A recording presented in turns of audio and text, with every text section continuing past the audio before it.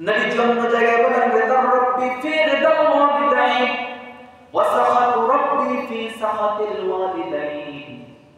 মা বাবার সন্তুষ্টির উপর আল্লাহ তাআলার সন্তুষ্টি নির্ভর করে, মা বাবার অসন্তুষ্টির উপর মহান আল্লাহ রাব্বুল আলামিনের অসন্তুষ্টি নির্ভর করে। কেউ যদি বাবা মার সন্তুষ্টি অর্জন করে, সন্তুষ্টি অর্জন করা যায় কার? আল্লাহ পাক। আপনারা কি কথা শুনতেছেন? আর যদি মা বাবার মনে কষ্ট দেওয়া হয়, তাহলে অসন্তুষ্ট ওই সন্তানের উপর যিনি হন তিনি কে? আল্লাহ। সবাই বলেন তিনি কে? আল্লাহ।